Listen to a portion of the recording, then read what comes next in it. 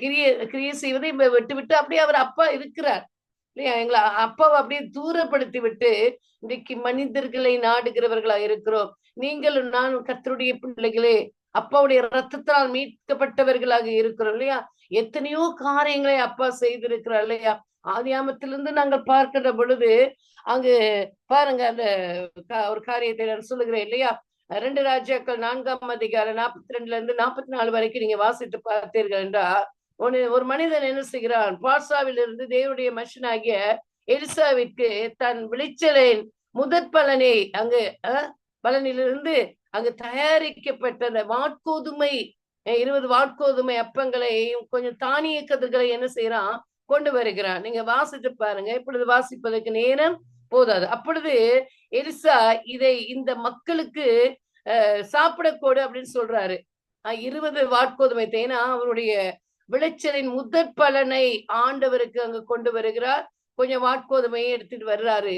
அவர் சொல்லுகிறார், அந்த அந்த 20 வாட்கோதுமை இந்த ஜனங்களுக்கு அங்கு கொடு அப்படின்னு சொல்லி சாப்பிட கொடு என்று சொல்றாரு. அப்பொழுது அந்த வேலையால் சொல்றான், இதை நான் எப்படி 100 பேருக்கு பங்கிடுவேன் அப்படின்னு சொல்லி அந்த இடத்துல அவன் சொல்றான். அதற்கு எலிசா சொல்றாரு, இதை நீ சாப்பிட கொடு, அவர்கள் சாப்பிட்டு மிகுதியையும் காண்பார்கள் என்றார். அதன்படி அவர்கள் சாப்பிட்டு மிகுதியையும் கண்டார்கள் என்பதாக. கர்த்தருடைய பிள்ளைகளே, இதே போல நாங்கள் புதிய ஏற்பாட்டிலே நம்முடைய தகப்பனாகிய அப்ப இயேசு கிறிஸ்து இந்த உலகத்திலே வந்த பொழுது 2000 வருடங்களுக்கு முன்பதாக வந்த பொழுது இதே போல 5 அப்பத்தை 2 மீனையும் 5000 பேருக்கு பகிர்ந்து கொடுத்து மிகுதியை காணவில்லையா? ஆக இப்பேற்பட்ட கர்த்தரை நாங்கள் தெய்வமாக கொண்டிருக்கும் பொழுது இல்லையா, நாங்கள் போய் கடன் பெறுவதையோ மற்றவரிடத்துல கெஞ்சி நிற்பதையோ நாங்கள் தவிர்த்து ஆண்டவருடைய சமூகத்திலே நாங்கள் நிற்கின்ற பொழுது அப்பா கிருபை செய்கிற தேவனாக இருக்கிறார். அப்பா கிரியை செய்கிற தகப்பனாக, அவர் கொடுப்பார்.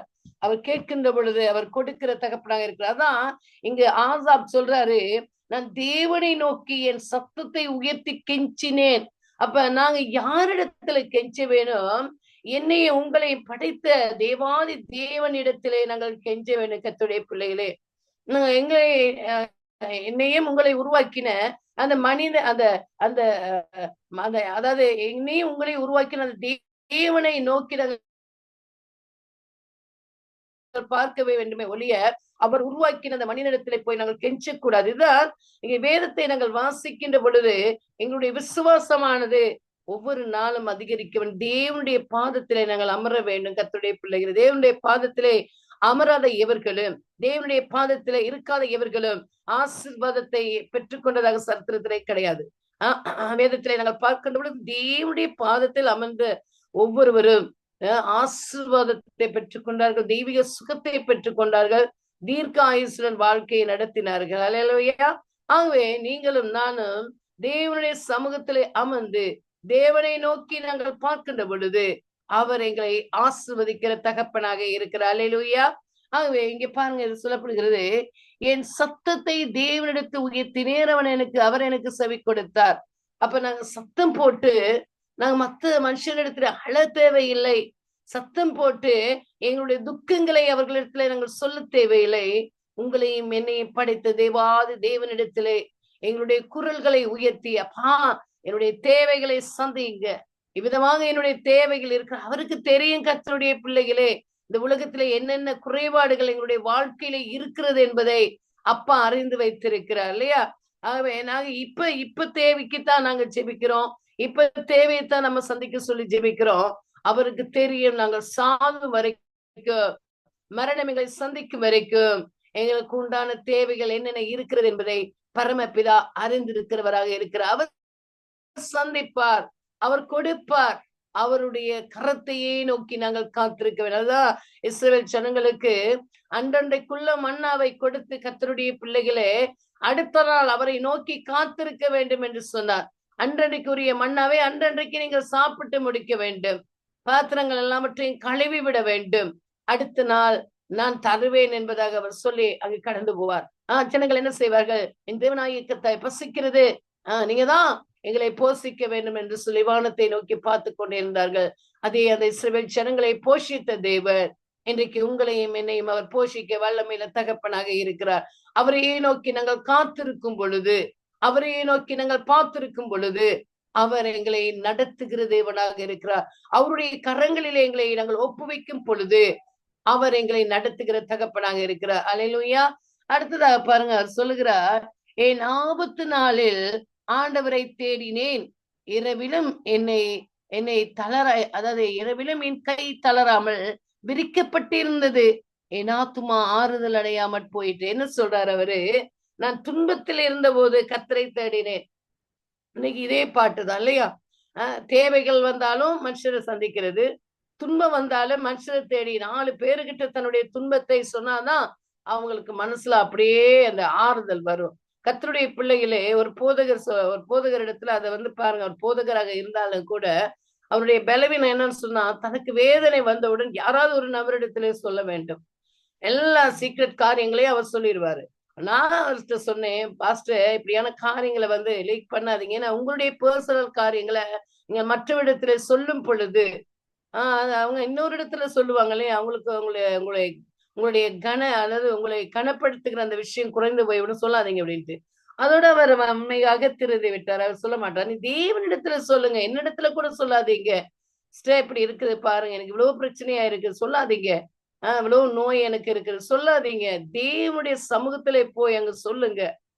அவர் அங்க இங்கேயும் சொல்லுவாரா? கர்த்தருடைய பிள்ளைகளே, எங்களை கனவீனப்படுத்த மாட்டார் இல்லையா? ஆகவே அவருடைய பாதத்திலே எங்களுடைய துக்கங்களையும், எங்களுடைய துன்பங்களையும், எங்களுடைய கண்ணீர்களையும், எங்களுடைய வேதனைகளையும் நாங்கள் சொல்லும் பொழுது அவர் அந்த பிரச்சனைகளுக்குரிய தீர்வை அவர் கொடுக்கிற தேவனாக இருக்கிறார். அல்லேலூயா. எங்கள் துன்பம் வரும் பொழுது, வேதனை வரும் பொழுது, துக்கம் வரும் பொழுது தேவனுடைய பாதத்தை போய் பாதத்துல அமர வேண்டும். இவர் பாருங்க, அவர் சொல்றாரு, நான் துன்பத்தில் இருந்த போது கர்த்தரை தேடினேன். அல்லேலூயா. அப்ப நாங்க பாருங்க, யோபோட வாழ்க்கையை எடுத்துக்கொண்டா, அவர் துன்பத்தில் இருந்த பொழுது கர்த்தரை கைவிட்டாரா? கர்த்தருடைய பிள்ளைகளை, சரீரமே அழுகி நாற்றம் எடுத்த ஒரு சூழ்நிலையில இருக்கிறது இல்லையா?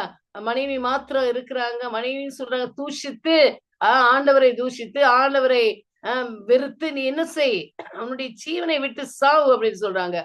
பிள்ளையெல்லாம் செத்து போயிட்டு, எல்லாமே சொத்து சுகமா அழிஞ்சு போயிட்டு, இனி என்னையா வாழ்க்கை அப்படின்னு சொல்லி அவர் சொல்றா இல்லையா? இனி என்னத்துக்கு இந்த வாழ்க்கை? நம்ம பிள்ளைகளே எங்களை விட்டு போயிட்டாங்க, எங்களை சொத்து சுகங்கள் எல்லாம் போயிட்டாங்க, இனி ஒரு ஜீவியம் உனக்கும் எனக்கும் தேவையான்னு சொல்லியிருப்பா. நீ ஜீவனை விட்டு விடு அப்படின்னு சொல்லி, கொஞ்ச காலத்துல நானும் மறிச்சு போயிறேன் அப்படின்னு அந்த நினைவில் அவள் சொல்லியிருக்க கூடும் இல்லையா? ஆகவே கர்த்தருடைய பிள்ளைகளே, ஆனால் அந்த துன்ப நேரத்தில் கூட, அந்த துக்கமான நேரத்தில் கூட அவர் தேவனை ஒரு நாளும் மறுதலிக்க, தேவனுடைய சமூகத்துல அவர் சொல்லிக்கொண்டே இருந்தார், கூக்குரலிட்டு கொண்டே இருந்தார் இல்லையா? அவருடைய வாயிலே தேவனை தூசிக்கிற எந்த ஒரு காரியமும் அங்கு வரவில்லை என்பதாக வேதம் சொல்லுகிறது. அவருடைய நாவிலே அவரை தூசித்ததான காரியம் ஒன்றுமே வரவில்லை என்பதாக வேதம் சொல்லுகிறது. ஆகவே எங்களுடைய துக்கங்களை, எங்களுடைய கண்ணீர்களை மனுஷனிடத்திலே நாங்கள் பரிமாறுவதை விட தேவனுடைய சமூகத்திலே நாங்கள் சொல்லும் பொழுது அதற்குரிய பதிலை தேவன் கொடுத்து எங்களை ஆறுதல் படுத்தக்கூடிய தேவனாக இருக்கிறார். அல்லேலூயா. ஆகவே அவர் சொல்றாரு, கர்த்தரை தேடி இரவில் என் கைகளை தளராமல் உயர்த்தினேன். பாருங்க எப்படி இருக்கிறாருன்னு. இரவுல கைய வானத்துக்கு நேராக அப்படியே உயர்த்திக்கிட்டே இருக்கிறார், தளர விடல. கர்த்தருடைய பிள்ளைகளே, தேவனுடைய சமூகத்தை நோக்கி, வானத்தை நோக்கி, பரலோகத்தை நோக்கி அவர் அப்படியே கையை விரித்து, இரவு முழுவதும் கையை விரித்து அங்கே உயர்த்தி கொண்டு அப்படியே இருக்கிறார் இல்லையா? பாருங்க இவ்வளோ ஒரு விசுவாசம் கர்த்தருடைய பிள்ளைகளே.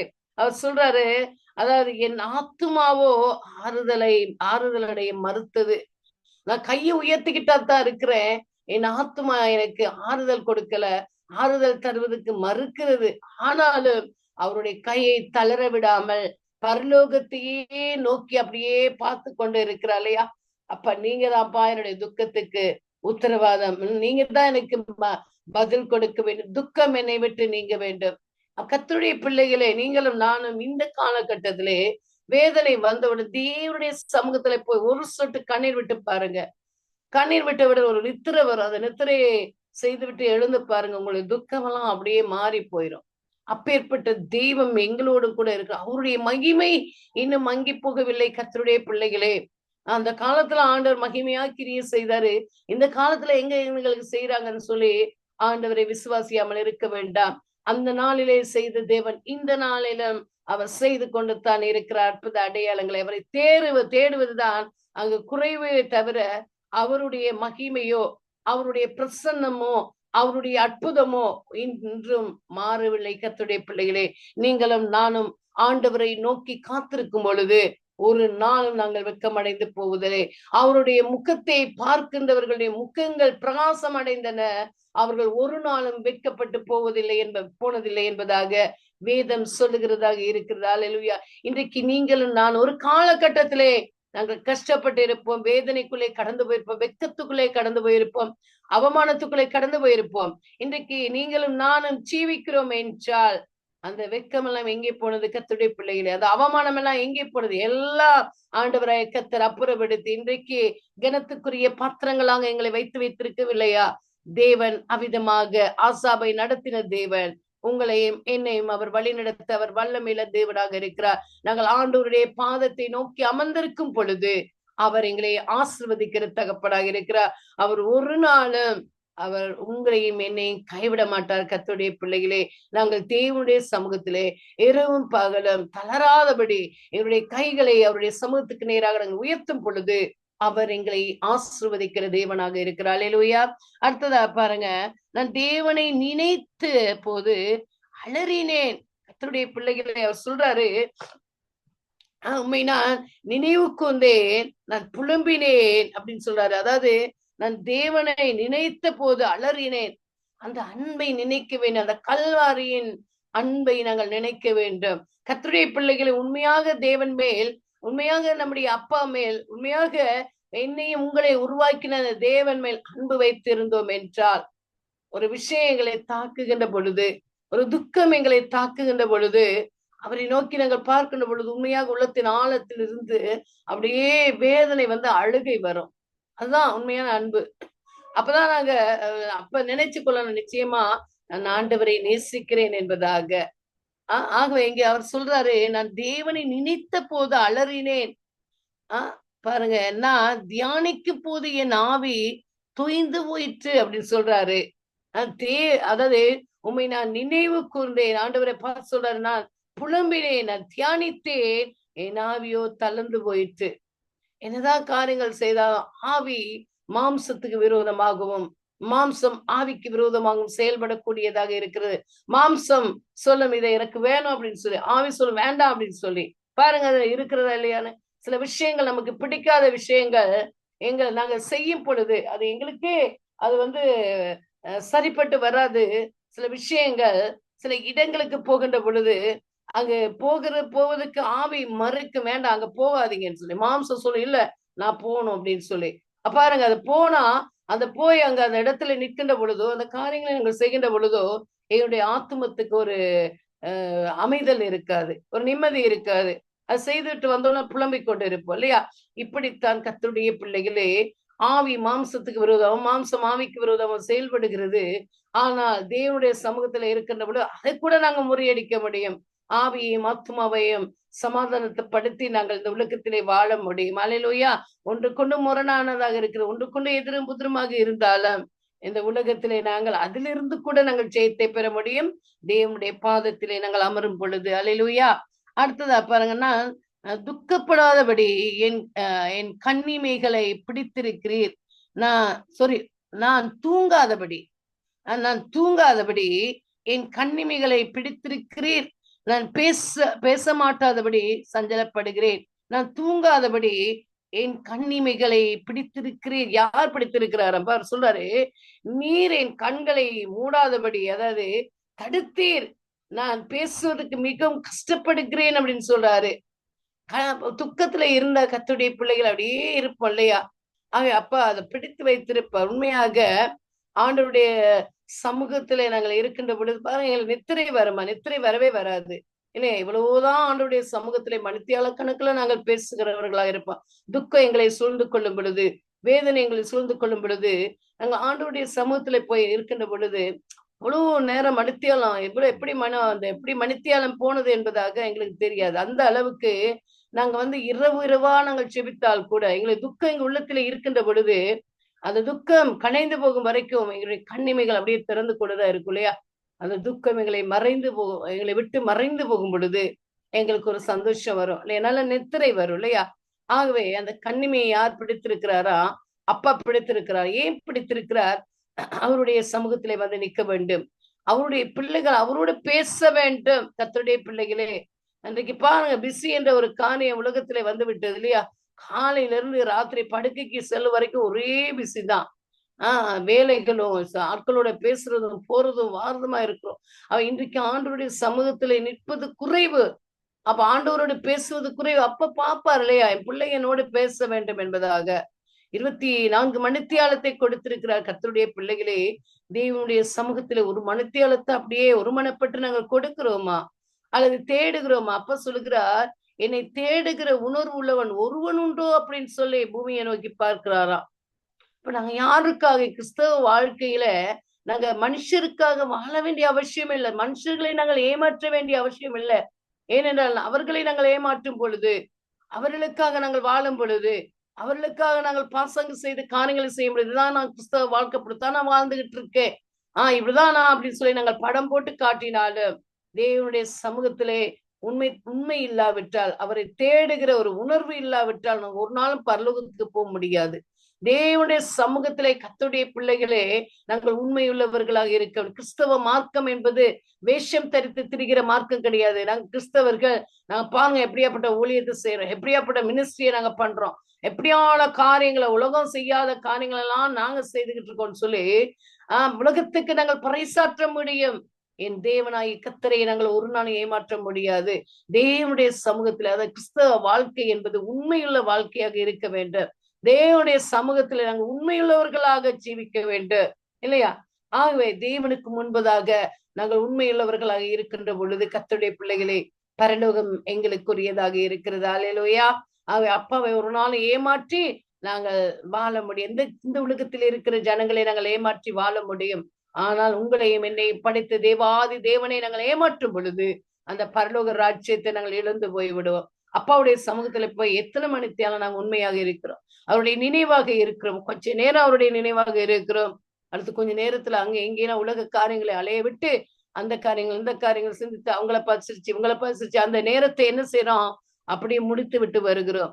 இது தேவனுக்கு உகந்ததாக இருக்குமா? கர்த்தருடைய பிள்ளைகளே, இல்லை.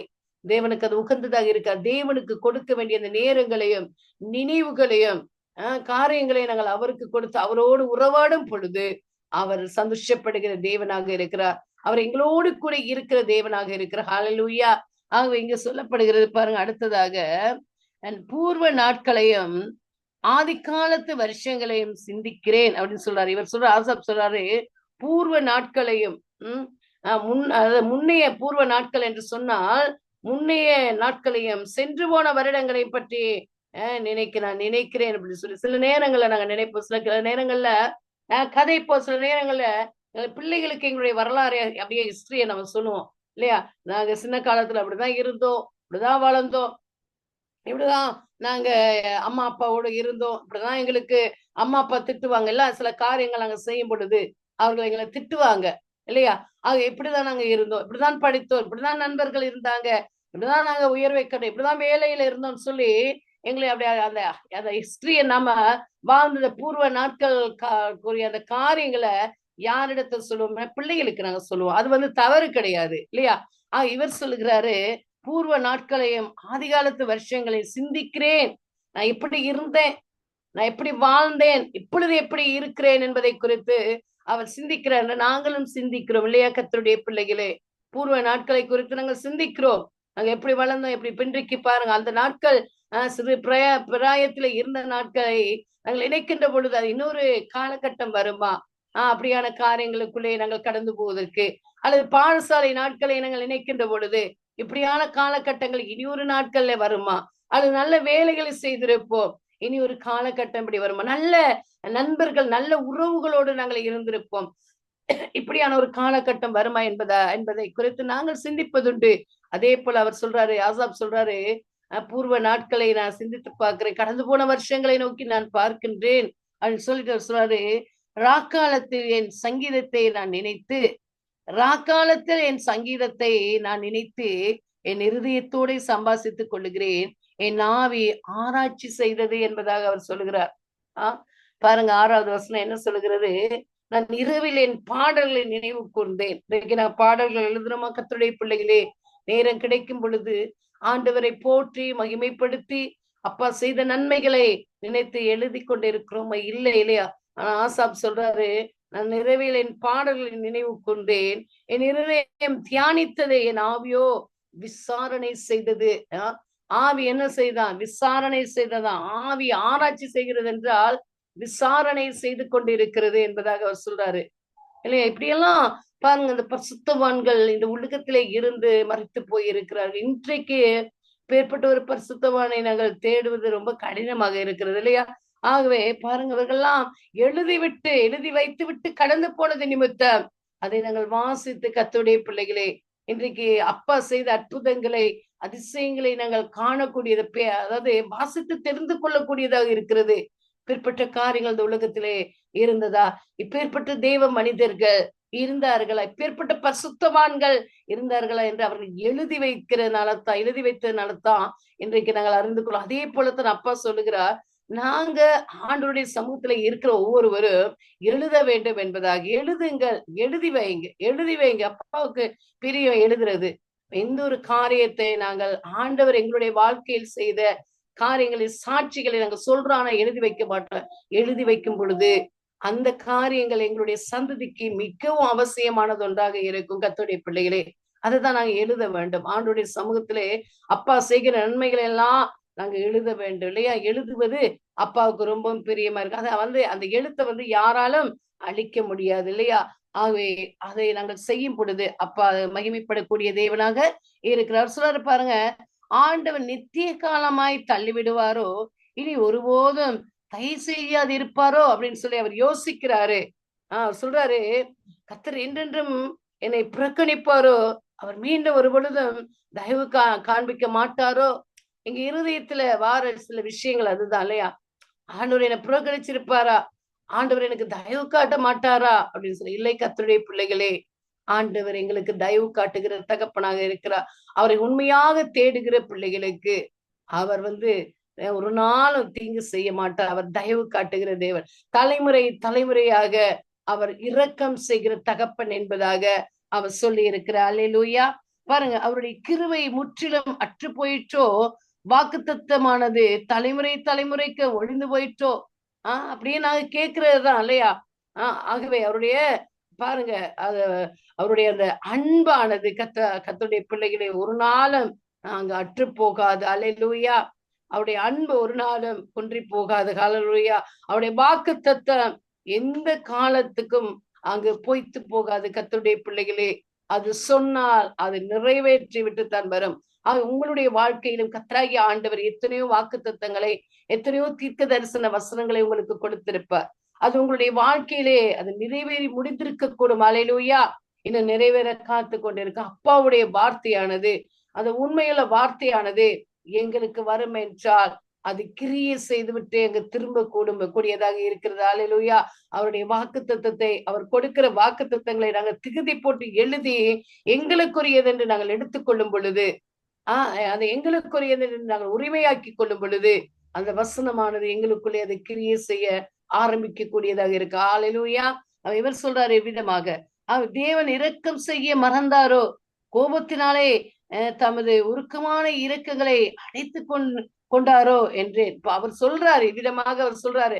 சில விஷயங்கள்ல நாங்க ஆண்டவர் எங்களுக்கு பதில் தராத பட்சத்திலே தேவன் இரக்கமாய் இருக்க மறந்து விட்டாரோ, அவர் தமது கோபத்துல அனுதாபம் காட்ட மறந்து விட்டாரோ அப்படின்னு சொல்லி நாங்க நினைப்போம். கர்த்தருடைய பிள்ளைகளே, அவர் ஒரு நாளும் மறக்க மாட்டார். அவர் சொல்றாரு, இஸ்ரவேல் ஜனங்களை பார்த்து சொன்னாரு, இஸ்ரவேலே, நான் உன்னை மறந்தால் என் வலது கை தன் தொழிலை மறப்பதாக என்பதாக. அவருடைய படைக்கிற தொழிலை மறந்து போனா எப்படி இருக்கும் கர்த்தருடைய பிள்ளைகளே? ஒரு சாரார் மறிக்கிறார்கள், ஒரு சாரார் பிறந்து கொண்டு இருக்கிறார்கள். தேவனுடைய கிரியையாக இருக்கிறது. ஆகவே அவர் எங்களை மறக்காத தேவன். இப்படியாக நாங்க நினைப்போம். சில விஷயங்களை நாங்க சொல்லிவிட்டு எதிர்பார்த்து கொண்டிருப்போம். சில காரியங்களை விண்ணப்பித்து விட்டு எதிர்பார்த்து கொண்டிருப்போம். அது நிறைவேறாத பட்சத்துல தேவன் என்னை புறக்கணிச்சுட்டாரோ, அல்லது என்னுடைய ஜெபத்தை தள்ளிவிட்டாரோ, என்னை மறந்துட்டாரோ அப்படின்னு நினைக்கிறது மனுஷனுடைய காரியமாக இருக்கிறது. ஆனால் ஒரு நாளும் அவர் மறக்க மாட்டார். நாங்க ஏதாவது காரியங்களை ஆண்டுடைய சமூகத்துல நாங்க கேட்டோம் என நாங்கள் மறந்த பின்பதாக அந்த காரியத்தை அப்பா எங்களுக்கு கொடுக்க அவர் வல்லமையுள்ள தேவனாக அவர் இருக்கிற ஹல்லேலூயா. அவர் சொல்றாரு, அப்பொழுது நான் இது என் பலவீனம், ஆனாலும் உன்னதமானவருடைய வலதுகரத்துள்ள வருஷங்களை நினைவு கூறு. இது என்னுடைய பலவீனம். அதை நாங்க சிந்திக்கிற சிந்தனையானது அது பலவீனமாக இருக்கிறது இல்லையா? பாருங்க, திரும்பவும் நாங்கள் எண்ணி பார்க்க வேண்டும் கர்த்தருடைய பிள்ளைகளே. திரும்பவும் நாங்கள் எண்ணி பார்த்த ஆண்டவருடைய காரியங்களை குறித்து நாங்கள் நினைக்க வேண்டும். பல வருடங்களா மகா உன்னதமான தேவன் காட்டிய தமது கரத்தின் வல்லமையை எண்ணி பார்க்க வேண்டும். பிறந்த நாளிலிருந்து இந்த நாள் வரைக்கும் கர்த்தராகிய ஆண்டவர் எங்களை எவ்விதமாக வழிநடத்தி கொண்டு வந்தார் என்பதை குறித்து நாங்கள் எண்ணி பார்த்து அவருக்கு எப்பொழுதும் நன்றி உடையவர்களாக நாங்கள் இருக்க வேண்டும். அதுதான் கர்த்தருடைய பிள்ளைகளே அப்பா எதிர்பார்க்கிற ஒரு காரியமாக இருக்கிறது. எங்களுடைய இருதயம், எங்களுடைய நினைவுகள், எங்களுடைய சிந்தனைகள் எல்லாம் பலவீனம் உள்ளதுதான். ஆனால் தேவனுடைய சமூகத்திலே நாங்கள் போய் நிற்கின்ற பொழுது அப்பா எங்களை பலப்படுத்துகிற தகப்பனாக இருக்கிறார், எங்களை பலப்படுத்துகிற தேவனாக இருக்கிறார். ஹல்லேலூயா. ஆகவே கர்த்தருடைய பிள்ளைகளே, நான் சொன்னது போல தேவனுடைய சமூகத்தை நோக்கி நாங்கள் பார்க்கின்ற பொழுது, தேவனுடைய சமூகத்தை நோக்கி நாங்கள் காத்திருக்கின்ற பொழுது நீங்களும் நானும் ஒருபோதும் வெட்கமடைந்து போவதில்லை. ஹல்லேலூயா. ஆகவே அவரையே நோக்கி பார்த்து கொண்டிருப்போம், அவருடைய சமூகத்திலே நிற்போம், திறப்பிலே நிற்போம். நேரம் கிடைக்கும் போதெல்லாம் தேவனோடு நாங்கள் இடைப்படும் உரையாடுவோம், அவரோடு பேசுவோம், நல்ல காரியங்களை அப்பாவுடைய சமூகத்துல எடுத்து சொல்லுவோம், தீமையான காரியங்களை அப்பாவுடைய சமூகத்துல சொல்லுவோம். அவரோடு நாங்கள் உறவை பலப்படுத்தி கொள்ளும் பொழுது அவர் ஒரு நாள் இந்த உலகத்திலே எங்களை கைவிட மாட்டார். ஹல்லேலூயா. தொடர்ந்து ஜெபத்திலே விழித்திருங்கள். கர்த்தர் தாமே யாவரையும் ஆசீர்வதிப்பாராக. ஆமென். God bless you. Amen, amen, amen sister. அருமையான வார்த்தை மூலமாக எங்களை ஆசீர்வதித்தீர்கள்.